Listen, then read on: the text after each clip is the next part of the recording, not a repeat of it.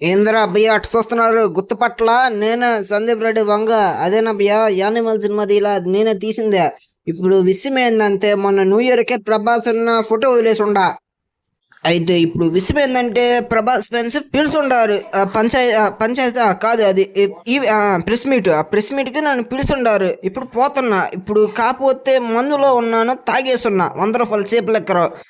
ఇప్పుడు అక్కడికి వెళ్ళి ఏదన్నా మాట్లాడితే మళ్ళీ తేడాలు వస్తాయి. ఇప్పుడు ఏం చేయాలో అర్థం కావట్లా, కానీ వెళ్ళిపోదాం, పిలిచారు కదా, వెళ్ళి మాట్లాడదాం.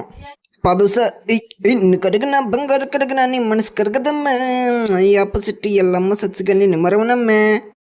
ఓ సూస్ ఏందబ్బయ్యా, డౌట్లు ఉన్నాయని అడగండి, చెప్పేద్దాం. మీకే డౌట్ ఉన్నా అడగండి, భయం లేకుండా నా దగ్గర. ఎందుకంటే నేనే సందీప్ రెడ్డి వంగ. అడగండి అబ్బయ్యా. సార్ గారు, ఈ ప్రభాస్ అంటారు వస్తారు అబ్బయ్య, కాకపోతే ఒకరు పని మీద ఉన్నారు, ఈసారి ఈ తూరు రారు, కానీ మళ్ళీ వచ్చేసారి వస్తారులే, కానీ తిప్పుతుని రమ్మన్నా. ఈ పిల్లకి మతి మరుపు, ఇంకా రాలా ఈ హీరోయిన్. యాందా ఈ పిల్ల ఎప్పుడు లేటే.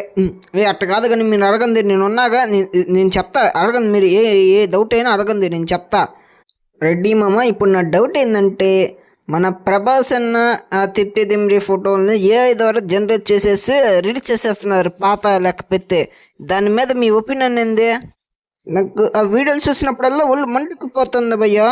అసలు మీరే డైరెక్టర్, నేను అంత కావాలంటే మీరే తీసుకోండి సినిమా స్టోరీ. ఆమెకి తెలుసు, ఆమె పేరు దీపిక పడుకొని, ఆమెను అడగంది చెప్పి స్టోరీ మొత్తం ఆమెను పెట్టేసుకొని మీరే తీసేసుకోండి. ఇంకా దేనికి నేను మళ్ళీ ఊలుగా మీరు సుత్తరు తీసి పడేస్తున్నారు. ఓహోస్ ఆగండు సార్, ఎవరు వస్తున్నారా? ఈ వాళ్ళకన్నా ఎక్కడో చూసినట్టుంది. ఊసిని నువ్వంతా దీపిక పడుకోనా? ఏం వచ్చుండా?